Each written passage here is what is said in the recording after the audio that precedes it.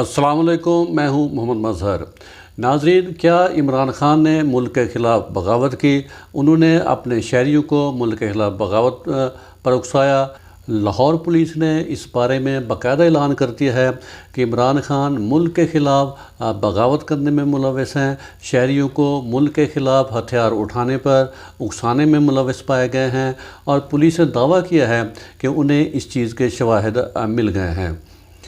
Police نے یہ بھی اعلان کیا کہ ان شواہد کی روشنی میں عمران خان کے خلاف جو پہلے سے مقدمات درج تھے 9 مئی کے واقعات کے حوالے سے، اس میں بغاوت کی دفعات کا اضافہ کر دیا گیا ہے۔ یہ دفعات 120 اور 121 کا اضافہ کیا گیا ہے۔ ان دفعات کے تحت عمران خان کو سزائے موت یا عمر قید کی سزا سنائی جا سکتی ہے۔ عمران خان کے چاہنے والے، اس کے جو ورکرز ہیں، ان کا خیال تھا کہ عمران خان بہت جلد جیل سے رہا ہو جائیں گے اور آئندہ عام انتخابات میں ایک بار پھر وہ بھاری اکثریت سے کامیاب ہوں گے اور ملک کے وزیر اعظم بنیں گے۔ لیکن موجودہ صورتحال میں ان کی امیدیں پوری ہوتی ہوئی نظر نہیں آ رہی۔ یہ معاملہ کسی اور طرف ہی جا رہا ہے۔ عمران خان اگر سزائے موت سے بچ گئے، عمر قید کی سزا سے بھی بچ گئے، لیکن وہ لمبے عرصے تک جیل میں رہنے سے نہیں بچ سکیں گے۔ انہیں ان مقدمات سے جان چھڑوانے کے لیے طویل جدوجہد کرنا ہوگی۔ عمران خان کی مشکلات وقت کے ساتھ بڑھتی جا رہی ہیں۔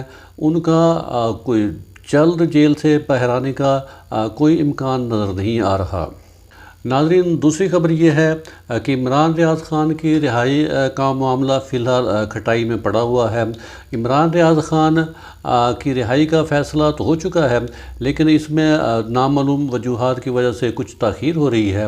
ناظرین، جیسا کہ میں نے اپنے پہلے ایک ویلاگ میں بتایا تھا کہ عمران ریاض خان کی ان کے والد کے ساتھ بات کروائی گئی ہے اور انہیں یقین دلوایا گیا تھا کہ عمران ریاض کو جلد رہا کر دیا جائے گا۔ عمران ریاض خان نے اپنے والد صاحب سے گفتگو کے دوران اس بات کی تصدیق کی تھی کہ ان کے ساتھ اب بہتر سلوک کیا جا رہا ہے۔ ناظرین، اس کے ساتھ اجازت دیجیے۔ اللہ حافظ۔